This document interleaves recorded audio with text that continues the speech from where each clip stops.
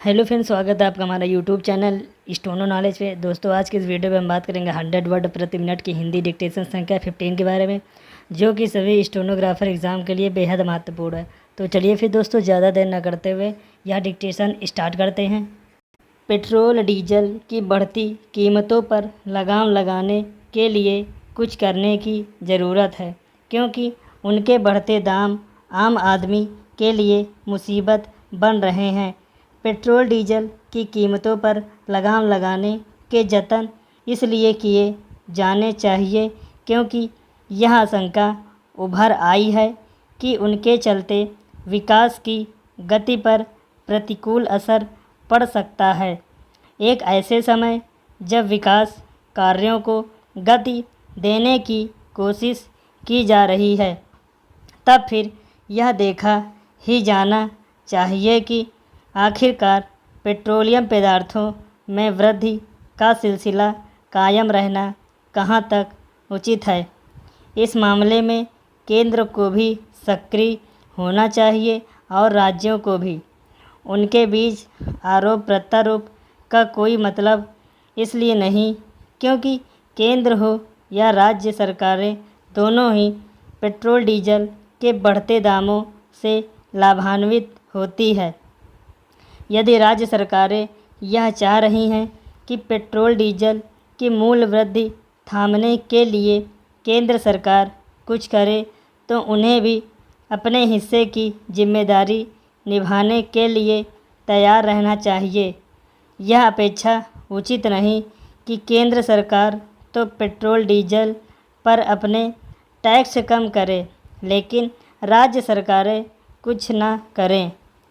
उचित यह होगा कि केंद्र और राज्य सरकारें मिलकर ऐसे उपाय करें जिससे आम जनता को राहत मिले।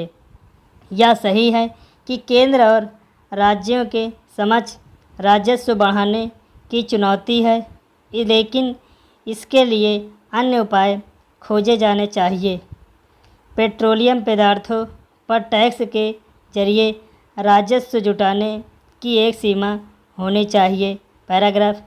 पेट्रोलियम पदार्थों के बढ़ते दामों पर अंकुश लगाने की फौरी उपायों के साथ कुछ दीर्घकालीन कदम भी उठाए जाने चाहिए।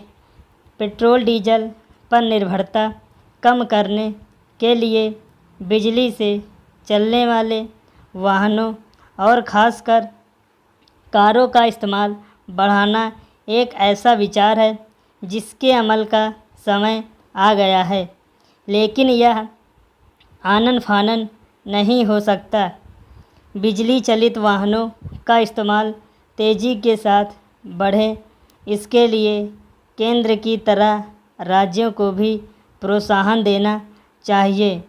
ऐसे वाहनों का इस्तेमाल तब बढ़ेगा जब अपेक्षित संख्या में वाहन उपलब्ध होने के साथ उनके लिए उपयुक्त सुविधा भी प्रदान की जाएगी। यह काम प्राथमिकता के आधार पर किया जाए तो अगले 5-6 सालों में पेट्रोल डीजल पर एक बड़ी हद तक निर्भरता कम ही जा सकती है। इससे वायु प्रदूषण पर भी लगाम लगने में मदद मिलेगी। आयातित पेट्रोल डीजल पर निर्भरता कम करने के लिए वैकल्पिक ऊर्जा पर भी ध्यान केंद्रित करने की ज़रूरत है। यह ठीक नहीं कि भारत अपनी ऊर्जा ज़रूरत का एक बड़ा हिस्सा आयात करता रहे। हालांकि सौर ऊर्जा और पवन ऊर्जा जैसे स्वच्छ ऊर्जा स्रोतों के दौरान के उपाय किए जा रहे हैं, लेकिन अभी इस दिशा में बहुत काम किए जाने की आवश्यकता है। पैराग्राफ। बजट को आंकड़ों का खेल कहा जाता है, लेकिन यदि उनमें जन कल्याण, विकासवादी सोच और दूरदृष्टि दिखाई दे तो उसका चेहरा भावनात्मक और संवेदनाओं से भरा नज़र आने लगता है।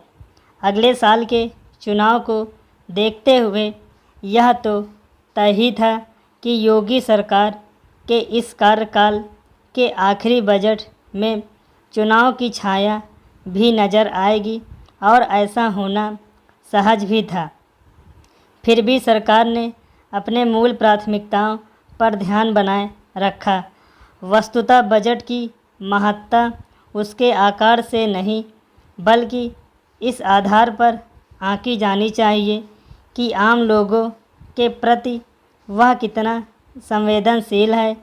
यूपी सरकार के इस बजट के केंद्र में महिला है, युवा है, किसान है और श्रमिक है, जिनके बारे में वर्तमान से कल की ओर देखने की गंभीर कोशिश नज़र आती है और वह भी बुनियादी ढांचे के विकास की गति को बरकरार रखते हुए।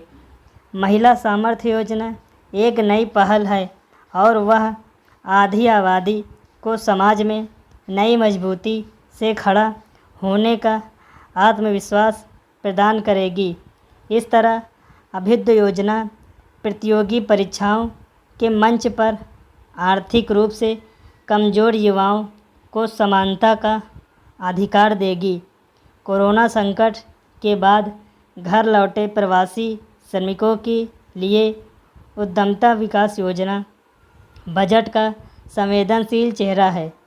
लक्ष्य तय करना और उसे हासिल करने में सतत प्रयास ने प्रदेश की भाजपा सरकार को अन्य सरकारों से अलग किया है। मजबूत अर्थव्यवस्था से ही प्रदेश के विकास की बुनियादी मजबूत होती है। इस सोच के तहत 1 ट्रिलियन इकोनॉमी का लक्ष्य इस सरकार ने निर्धारित किया है। इस बजट में उसे हासिल करने की कोशिशें तो है ही, बुनियादी ज़रूरतों पर भी फोकस इसी नज़रिए से है। इन्हीं ज़रूरतों ने सरकार को अंतर्राष्ट्रीय एयरपोर्ट की सुविधा बढ़ाने पर सोचने के लिए विवश किया है। सरकार आधुनिक सोच के साथ आगे बढ़ी है और पेपरलेस बजट को इसके प्रतीक के रूप में भी देखा जा सकता है।